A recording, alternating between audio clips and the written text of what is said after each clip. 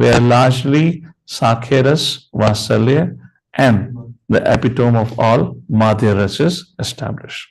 That is what Srimad Bhagavatam does.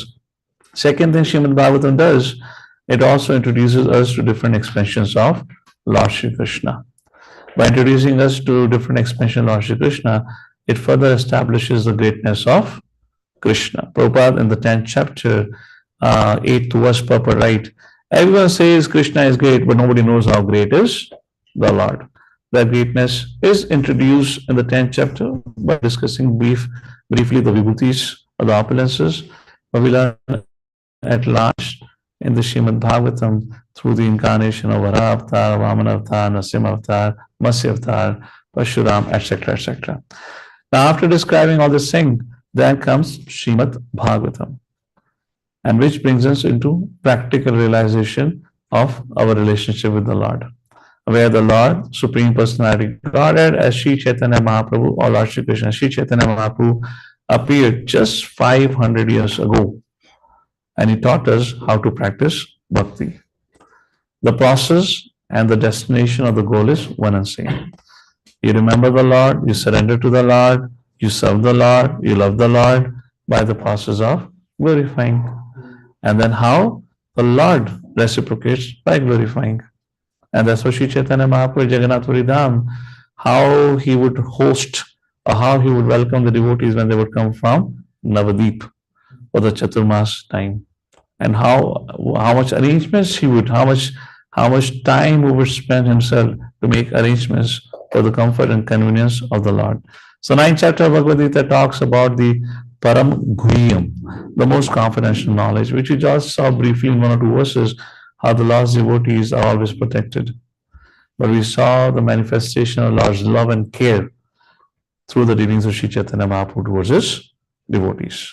And that's the most confidential matter that comes in Chaitanya Chaitanya. That's what it is called as the post-graduation study. And eventually, the last 18 years, not last 18, last 12 years of Sri Chaitanya Mahaprabhu's life, his manifestation of Gopi Bhav, the deep esoteric emotions of love for Krishna that was exhibited by Sri Chaitanya Mahaprabhu, which is documented in the Antalila.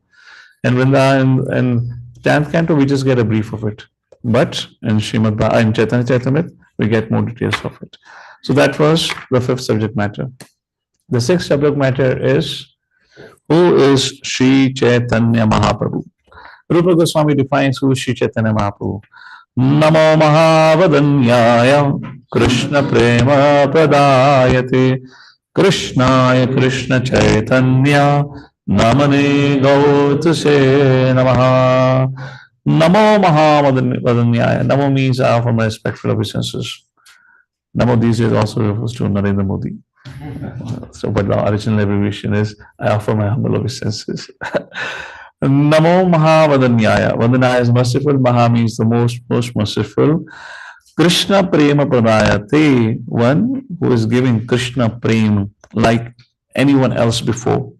Krishna Krishna Chaitanya, you are the Supreme Personality Godhead. Namane, your name is Chaitanya. Gaura Tushe Namaha. And Gaura Roop, the golden form, Tushe Namaha. You are the same Supreme Personality Godhead who is freely distributing the Prema. That is Sri Chaitanya Mahaprabhu. So, what was Sri Chaitanya Mahaprabhu's process of love of Godhead? So, Chaitanya Mahaprabhu's teaching begins at the end of Bhagavad Gita. Bhagavad Gita ends with surrender, and Sri Chaitanya Mahaprabhu talks about what is the process of surrender. And what is the process of surrender? It's not a long, winding, elaborate path. It's an instant path. Just like Shiva's Pandit's dog. That was not his puppy. He just got it from the road. And coming in association with Shiva's Pandit, he also got access to the instant path back home back to Godhead. And on the, what do you say, Choraha? What do you call Choraha in English? Frontier. Huh? Okay. Thank you for transliteration of Choraha into English as chalk. Okay. Take a chalk is job. And that puppy raised his front two legs, raised high, and began to chant Hare Nam, Eva Kevalam. Not he chanted that, but I'm saying what is the ultimate principle of surrender is chanting the holy names. Hare Krishna, Krishna Krishna, Hare Hare, Hare Ram, Ram Ram, Hare Hare. So Lord Chaitanya teachings was instant and quick, not a long, elaborative path about it. And he talked about how there are different stages of devotional service and realization. This is point number 8. Somehow while making this PPT, I had numbered it, but number went away. Point number 8, there are different stages of devotional service and God realization. Understanding that, then we come back to Bhagavad Gita and understand that in Bhagavad Gita also, Vaidhi Bhakti and Lagunaga Bhakti is mentioned. When Sri Chaitanya Mahaprabhu, while teaching Rupa Goswami, said knowledge has 3 ways: Sambandh, Abhidheya, and Prayojana. Then you come back to Bhagavad Gita, you realize there is Sambandh, Abhidheya, and Prayojana. Then you understand all that when Sri Chaitanya Mahaprabhu taught that. So he talks about there are 3 stages of devotional service and God realization. Reading from the introduction, page number 8 in my book. You can take a look, whatever page number in your book it is. This is next paragraph to Namo Mahavadanyaya Shloka. This comes after pictures, by the way, okay? Strictly speaking, anyone who accepts the existence of God is situated in devotional service. To acknowledge that God is great is something, but not much. Chaitanya, preaching as an acharya, a great teacher, taught that we can enter into a relationship with God and actually becomes God's friend. Bhagavad Gita, Krishna showed Arjuna his universal form because Arjuna was his very dear friend. Upon seeing Krishna as the Lord of the universes, however, Arjuna actually asked Krishna to forgive the familiarity of his friendship. Chaitanya Mahaprabhu goes beyond this point. Through Lord Chaitanya, we can become friends with Krishna, and there is no limit to this friendship. We can become friends of Krishna not in awe or reverence, but in complete freedom. That is means like Madhumangal. We can even relate to God as Father. This is not only the philosophy of Chaitanya Charitamrita, but of Srimad Bhagavatam as well. There are no other literatures in the world in which God is treated as a son of a devotee. Actually, everywhere else it will be debated. Our Lord is supreme. How can he has father and mother? But it's only Bhagavatam talks about even how the Supreme Lord has mother and father. Usually God is seen as the Almighty Father who supplies the demands of his sons. The great devotees, however, sometimes treat God as a son in their execution of devotional service. So there are many literatures. We have Bible, we have sacred Quran, sacred Torah, and whatnot. They all talk about surrender. Whatever you have, surrender. And Bhagavad Gita also ends with surrender. Now, Bhagavatam and CC talks about more details, which nobody else has. So they don't know what surrender means. So therefore, they just cannot accept the Supreme Lord can have a personality with whom I can exchange, I can have loving relationship, with whom I can play. If in case cricket is your favorite sport, baseball, volleyball, basketball, snooker, whatever. If in case that we can play, that is just beyond their imagination because the limit of the scripture ends with surrender. And same Bhagavad Gita can be misconstrued and had been misconstrued by the Mayavadis, where they emphasize Krishna is impersonal, where Krishna's personality himself speaking, and then they can call the person Krishna speaking Bhagavad Gita impersonal. Then what to speak about somebody who heard Akashvani, like Moses, like Prophet Muhammad? None of them saw. All of them have said to have revelation, revealed. Now, if there is an Akashvani, which means there is no form, it's just a radio signal. So they have no access that they can be beyond to it. And that's where Bhagavatam comes into picture, and then CC takes us further ahead of it. The great devotees, however, treat God as son in their execution of devotional service. And we have this opportunity to deal with the Lord through deity worship. So generally the mood of a pujari towards a deity, it begins with dasya bhav. Ultimately it has to be cultivated to vasalya, where you treat the Lord as Gopal. So generally Krishna's form generally are worshipped in the Gopala mood, Bala Krishna. So when the training begins with dasya. The Lord is to be treated in Dwarka mood. You are his servant. But when your mood evolves, when your bhakti becomes steady, then it eventually evolves to Vasalya. Therefore, when you go, because we are following the path of Vaidhi Sadhana Bhakti, our permanent mood is of Das. So we have fixed rules and regulations. This is the time of offering. This is the time of waking deities. But when you go to many temples across India, which are ancient temples and where worship has been going on for ages together, including Jagannath Puri and many temples in Vrindavan, you will not find any fixed time where the worship is done in Vasalya. So that's another level where devotees have their own mood, and because they love Jagannath, they love Krishna, so they serve him in their capacity as they want to serve him.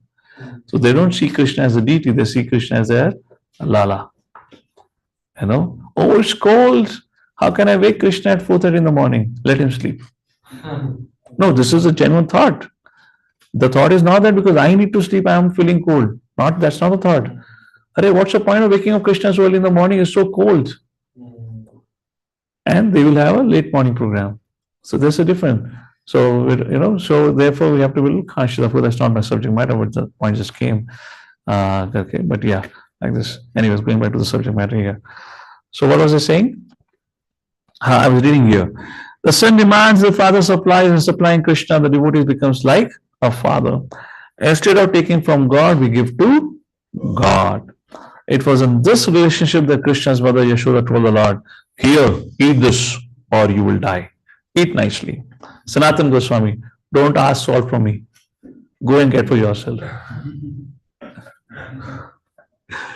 In this way, Krishna, although the proprietor of everything, depends on the mercy of his devotee. So the deity depends. Deity does not protect. That's the difference of deity worship, the principle of deity worship. Yeah, deity worship they can protect, but the idea that the Lord manifested is to be worshipped, to be taken care. This is a uniquely high level of friendship in which the devotee actually believes himself to be the father of Krishna. Next, point number 9.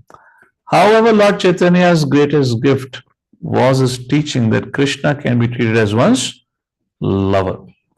So the point here is not only about Sri Chaitanya Mahaprabhu said about Madhurya, Sakya, Vasalya, but he also brought about you can love, you can be his lover. You can be lover of by the different names that different religions call. Can you imagine that? You can't imagine that. I have told this before also, so I was there for a week at Las Vegas. There is called Caesar's Palace. One of the biggest structures there is everything that you want to call it: shopping mall, 7-star hotel, pub, bar, casino bar, whatnot. On the -1 floor, they have different depictions of gods from different culture. It is mile long. वो छोटा structure नहीं है. It will cover half of your Hinjawadi. Such a big structure was it, like this. So at one entry point was huge deity of Ganeshji. Okay.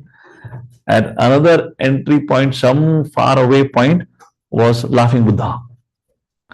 And at some junction was the European depiction of God. And largely in the Western theology, there is no depiction of God. But a few handful of philosophers did depicted God. And that was, any idea? Sergey, any idea how in Western theology they depict God? You visited Europe many places. You have seen in many places how they depict, how they make or showcase God. How does a God looks like for them? Any idea? Yes, having a long white beard. And what else? What else? That's not it. There's more to it. This is one of the depictions, and what are other depictions are. So there was this big caricature, not caricature, I don't call it caricature, maybe caricature, maybe big white beard with a 6-pack, who definitely goes every morning for 2 hours gym. 6 packs, big muscles, and everything, and the lower cloth was like a dhoti. Because that's the old tradition, so that's not anyways. And what else? Have you seen? Have you noticed anything else? Second thing is their expression. Never smiling, always angry, always angry. And the third depiction is holding a weapon. What they call in their language is trident or something. Angry, like this angry God. It's just to instill fear. If you don't follow what Jesus says or whatever, Allah says, you will be punished by God. And that's the whole philosophy, right? Obey, forcefully obey the laws. So here, Sri Chaitanya Mahaprabhu said, in Srimad Bhagavatam, we read, the gopis were the lovers of Krishna, but there was no idea that we can become the lover of God. And here Sri Chaitanya Mahaprabhu introduced the concept of Madhurya, that we can even become the lover of the Lord. In this relationship, the Lord is so much attached that he expresses his inability to reciprocate. Krishna was so obliged to the gopis, the cowherd girls of Vrindavan, that he felt unable to return their love. I cannot repay your love, Krishna told them. I have no more assets to return. Thus, devotion service is performed on excellent. And knowledge of the devotee's relationship to Krishna as lover and beloved was given by Sri Chaitanya Mahaprabhu. It was never given by any previous incarnation or Acharya. We went recently to Udupi also, Madhavacharya. This subject matter has never been discussed or revealed.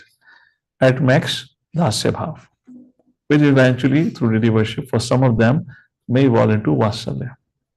But largely, it is done in the mood of Dasya Bhav, like this. Not even Sakya. It was never given by any previous incarnation or Acharya. Thus, Rupa Goswami wrote of Chaitanya, devotional service itself is the highest platform, the glorious platform which you have contributed. You are Krishna in a yellow complexion, and you are Sachinandan, the son of Mother Sachi. Those who hear Chaitanya Charitamrita will keep you in their hearts. It will be easy to understand Krishna through you. Thus, Chaitanya Mahaprabhu came to deliver Krishna. And his method of deliverance was not meditation, fruitive activities, or scriptural study. We're saying, right? Madhavacharya's, the major focus was study of scriptures and devotion. Not scripture studies, but love of Godhead. Direct. Chaitanya Mahaprabhu came to give some long winding approach. Direct approach. Learn to love the Lord. 10th point. We often hear the phrase, love of Godhead. How far this love of Godhead can actually be developed can be learned from the Vaishnava philosophy, like this, that has been mentioned. So yes, love of Godhead, and that was the subject matter of Chaitanya Charitamrita. Point number 11. Nature of love in this material world. So now a little bit of discussion happens where this analysis is done in Chaitanya Charitamrita also. What is the nature of love in this material world? So it is mentioned, everyone have some sense of love. How is it possible? It is only possible because love is found in the Godhead. Whatever we find within our experience, within the conditional life, is situated also in the Supreme Lord, who is ultimate source of everything. In our original relation with the Supreme Lord, there is real love. And that love is reflected powerfully through material conditions. And purpose is, our real love is continuous and unending. But because that love is reflected in this material world, it lacks continuity and it is inebriating, which means divorces, failure of love affairs, etc., etc. In other words, in any relationship, you get bored after a while. If you want real transcendental love, we have to transfer our love to the supreme lovable object, the supreme personality of Godhead. And because we all have some iota of that love, and what is that nature, perverted reflection of love? Rather than loving God, we are loving dog. That is what. Rather than loving God, G-O-D, Prabhupada said. Now people, perverted means reverse of God. God is reversed to be Dog. So people are loving dog. That is a perverted reflection. And then what to speak about lust and all that like this. Next subject matter, which is elaborated, which is the 13th point, is who is. Are we showing presentation? Showing, but currently. Okay. Who is Srimati Radha? We don't have to show the screen here. We can just have the presentation. We can disable the screen. Who is Srimati Radharani? Now again, this subject matter have not been discussed elaborately elsewhere as much as in Chaitanya Charitamrita. And Prabhupada says, actually Radha Krishna is the exchange of love. This is not ordinary love. Krishna has immense potencies of which three are principal. Antaranga, Bahiranga, and Tathashta. Internal potencies also have three divisions, Samvit, Haladini, and Sandhini. We talked about it already like that. So who is Srimati Radharani? Srimati Radharani is nothing but an expansion of Lord Shri Krishna himself. There is no difference between Shri Krishna and Srimati Radharani. Srimati Radharani and Krishna's relationship is that of energy and energetic. Sunshine is energy. Energetic is the sun. Sun and sunshine cannot be separated from each other. They're separated, then their energy has no meaning. So like that, Chaitanya Mahaprabhu explained the relationship between Srimati Radharani and Krishna. Srimati Radharani nothing but expansion of Lord. So when people read 10th canto Srimad Bhagavatam, they read about the loving relationship of Srimati Radharani and Krishna, then because their mundane view, they see it as lustful activities. But there is no lust. To be able to understand that, before that we have to understand the tattva of Srimati Radharani. She is an internal potency of the Lord. Again, this is subject matter of Srimad Bhagavatam and Chaitanya Charitamrita. Prabhupada writes, Krishna manifests himself as Radharani in order to exhibit his internal pleasure potency. Of the many extensions and incarnations of the Lord, this pleasure potency, Srimati Radharani, is the foremost and chief. Like that, the discussion goes on about Shri Radha and Krishna. So when Krishna had a desire to enjoy, Srimati Radharani was manifested. And the relationship between them is the actual display of the internal pleasure potency of Krishna. Next point, which is also discussed in the introduction as well as through Chaitanya Charitamrita, is why did Krishna assume the form of Lord Chaitanya Mahaprabhu? And the answer, which is mentioned in the Adi Lila initial chapters, because Krishna wanted to experience the glory of the love of Srimati Radharani. Why is she so much in love with me? Krishna asked. What is my special qualification that attracts her so? And what is the actual way in which she loves me? It seems strange that Krishna, the Supreme Lord, should be attracted by anyone's love. So like that has been described. So Krishna was surprised. Why? And she loves me. I should be getting the pleasure, but she seems to enjoy more than I. What is the nature of her love? And that's how Lord appeared as Sri Chaitanya Mahaprabhu in the abode of Srimati Radharani. Chaitanya Charitamrita also further discussion about expansions of Krishna. Talking about what is the first expansion, Balaramji up to Mahavishnu, and then the creation. Like that is the subject matter. So what is the essential subject matter of Chaitanya Charitamrita? That's point number 17. After describing about expansions and after describing about creation, the essential subject matter of Chaitanya Charitamrita is what is beyond this material creation. Para Tattva, spiritual world, is the main subject matter of your Chaitanya Charitamrita. In 8th chapter, verse number 20, Krishna says, if you find that verse, I'm over that section. Parastasmad bhavanyo avyakta avyakta sanatanaha yasa sarveshu bhuteshu nashyassu na virashyati. There is another nature which is eternal and is transcendental to this manifested and unmanifested matter. It is supreme and never annihilated. When all in this world is annihilated, that part remains as it is. So that's the subject matter. 1954, the Nobel Prize was given to the discovery of antimatter. And the scientists acknowledge, have a proven fact that this is the material world and there is an anti-material world. But they have no information about that anti-material world. So there is a scope of PhD thesis based on Chaitanya Charitamrita and defining and establishing what is that anti-material world. Switzerland, right? Swiss have this, what is that called as? Hydro project, right? Hydroproton project. Yeah, LHC, Large Hadron Collider. Have you been there ever? So there they produce antimatter. And that is what is used, what they call as antimatter is an invisible thing, which they call as, and that LHC produces because from antimatter came matter. So the whole idea that the whole objective of LHC is to figure it out how does this creation occurred. That was the main objective of LHC. LHC, sorry, I sounded like LSD. LHC, Large Hydrogen Collider. Just wanted to clarify. So LHC, and there they say about how they produce, antiproton or antimatter like this.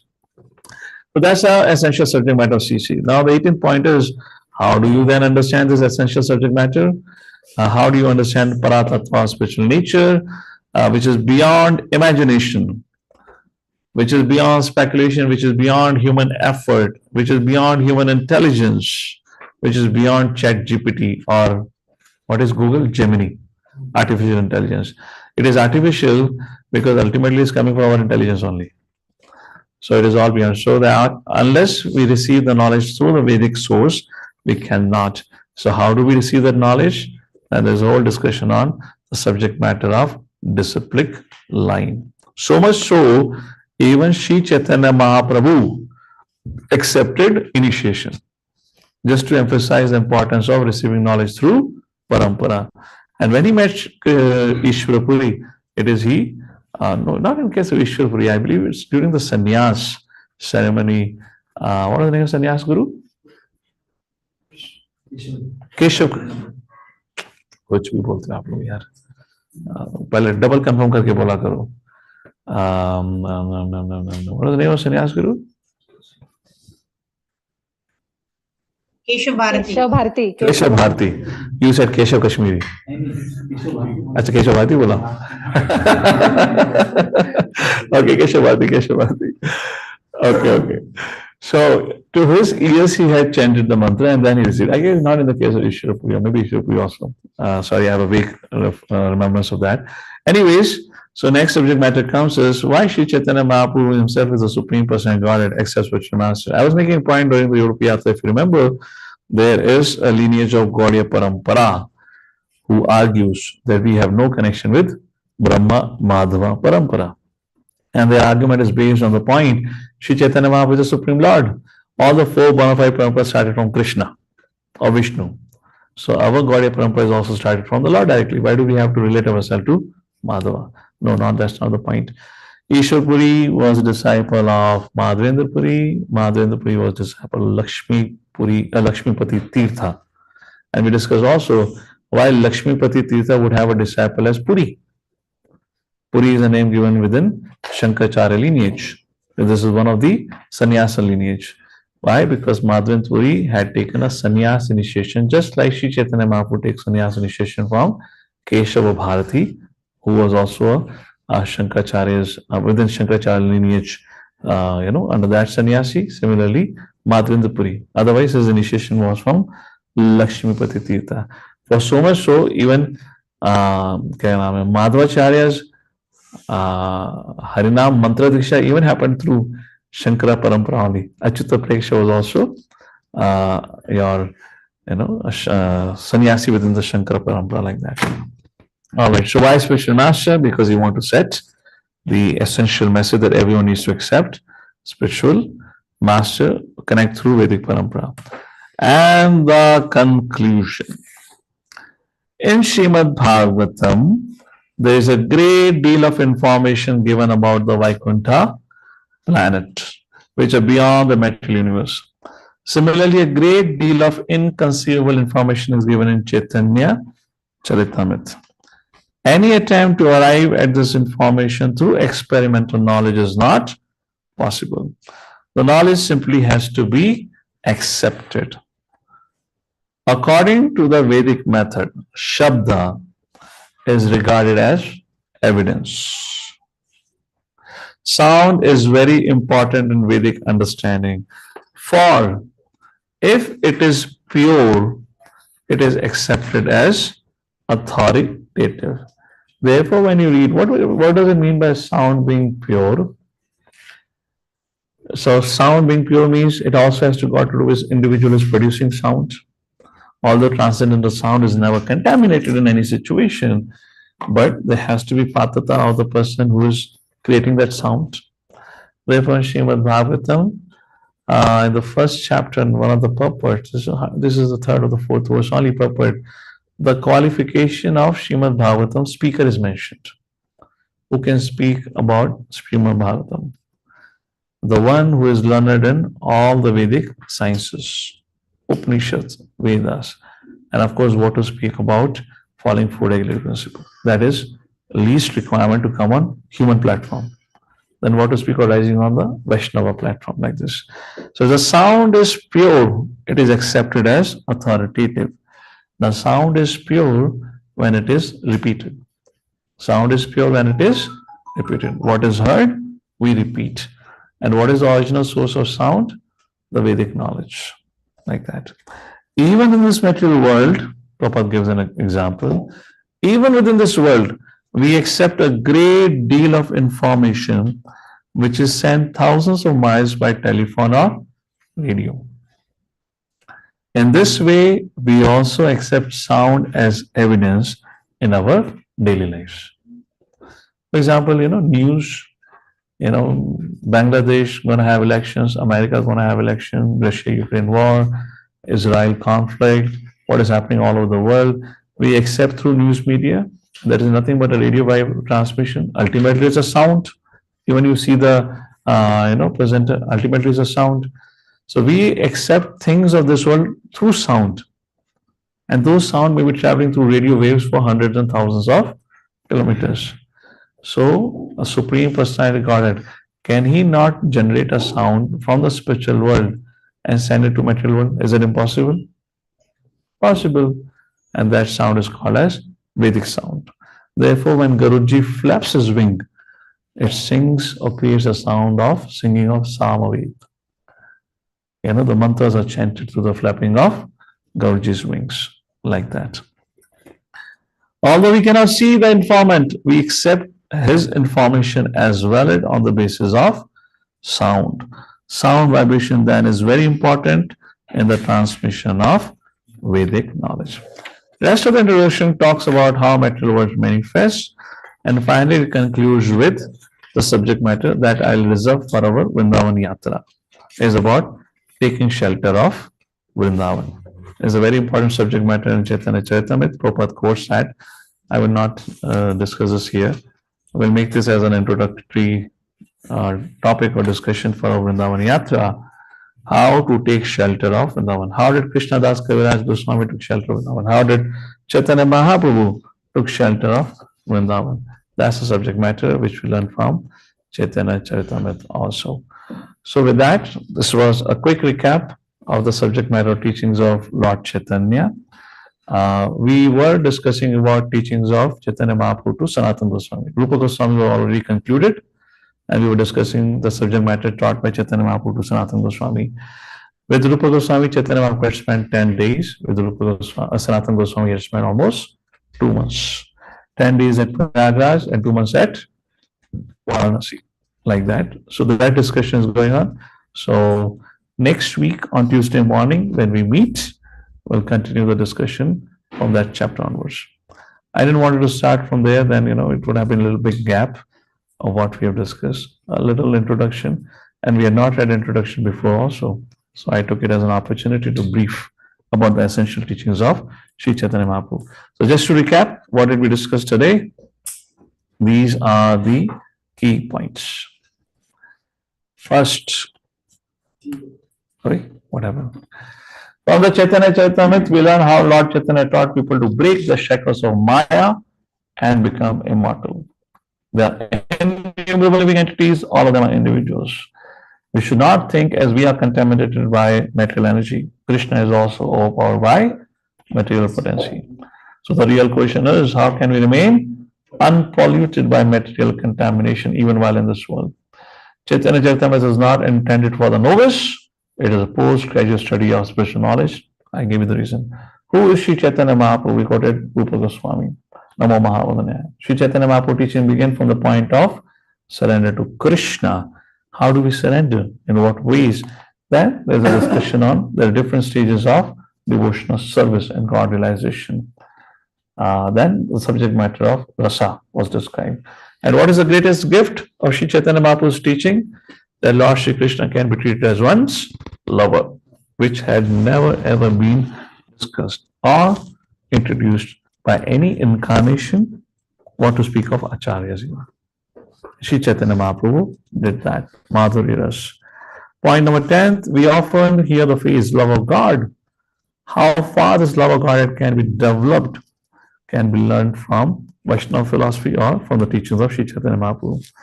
Then there is a whole detail of the nature of love in this material world, which is temporary and as a perverted reflection. Why? Because we are trying to love things which are non-existential. Rather than loving God, people are loving dogs. Who is Srimati Radharani?